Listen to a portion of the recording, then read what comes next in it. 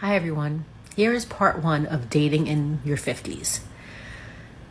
So it's probably one of the most difficult things I think going. Dating in your 50s on these, dating sites and apps is like trying to figure out the friggin' Rubik's Cube from the 80s. It's impossible. It's impossible and it's frustrating. And I just want to take the phone and slam it up against the wall. I don't get it. I don't understand why it's so hard to find somebody. Is it that everybody's completely broken? I don't want to go on a date and hear about, 3 hours of why your wife left you or why you left your wife. No. Ask me some questions. People sit there and they say nothing. How could you not have anything to say? I'm meeting you for the first time and you've got nothing. I hear crickets. You should have 10 million questions to ask. Right off the bat. Done. Bye-bye. See you later. Now, ladies, I'm going to let all of you in on a little secret. This exact level of dating frustration is the low starting baseline of dating frustration men deal with at 18. I have said it before. Men have to learn early how to date on hard mode. Young women date on easy mode. It's not until a decade plus post-wall smashing does it get to normal mode difficulty for women. And no, women very rarely know what it is like to date on hard mode. As to this queens, it's impossible. No, what is happening is she is not getting with the men she wants to date, since they have options and date younger women. The men she is dating are probably those who have fewer options or are recently divorced and don't know how to date anymore. Think of it this way. It's like you're riding into a giant car sale trying to show off your 1996 Toyota Supra with dents, scratches, and 300k miles on the meter. Then you get upset the men with deep pockets are huddled around a 2023 Nissan GTR. I'm an independent woman. I own my own business. I work hard. I like to do fun things. I like kayaking. I like boating. I like to go paintballing. I've gone hatchet throwing. I've done Spartan races. I had a guy tell me once that because I did those things that I participated in extremely violent extracurricular activities. Are you serious? Are you serious? And what do you do for fun? I'll tell you what he did. He collected autographs. Nothing wrong with that. However, do not tell me that because I like to be active and do fun things, that those are extremely violent extracurricular activities. All right. So you know what? All I'm saying is I am taking applications. Taking applications now. If you are single, if you're in the New Jersey area, and you like to do fun things, let me know. Let me know where you're all at, because they're certainly not on the dating apps, which I'm done with and deleting. All right. Have a great day.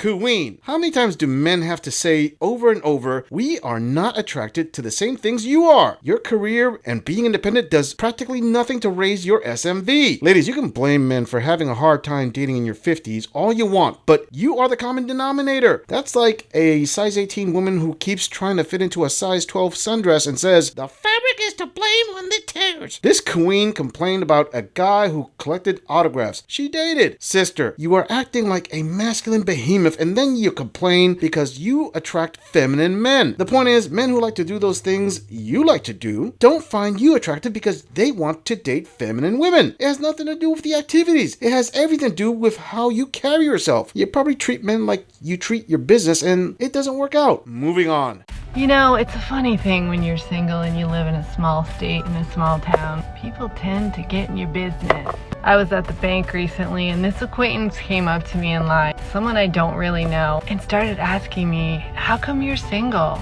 Are you dating? Would you ever get married again? I was like, do I have a no boundaries sticker on my forehead? And then a couple days later, I was at a social gathering, kind of the same thing. Why aren't you dating? What are you looking for? And what do you bring to the table? That one kind of surprised me a little bit. I wanted to say I am the table, but I'm not like that. Listen, people, I know plenty of people who are coupled up, married, that are not happy. Us single folks, just because we're not coupled up, it doesn't mean that we're necessarily unhappy. Yeah, thanks for listening. Save me a trip to the therapist. Bam! Her words, not mine. Thanks for listening. Save me a trip to the therapist. This just reinforces when men say that internet validation is the new form of therapy women are seeking out. Like that helps any. Ladies, let me point out the not so obvious. If you really are happy being single, there is zero reason for you to make a video and post it on the internet to convince others you actually are happy. That's like me making a video to explain why gorilla's a gorilla. This isn't a Donkey Kong game. An ape's place is self-explanatory. It doesn't need to be justified to the world. Am I saying this queen is not happy? No. What I am saying is if it were true, then what is the purpose of this video? Let's say we hypothetically were speaking about another random woman in her 50s who made a video saying, I'm telling all of you I'm happy being single. You have to believe me. Please believe me. Yeah, fam, we would hypothetically think, definitely not. Ladies, there's nothing wrong with being a social creature and wanting to be in a relationship. It's like beef and bacon. They go awesome together. Moving on. Here's another mean comment about hitting the wall.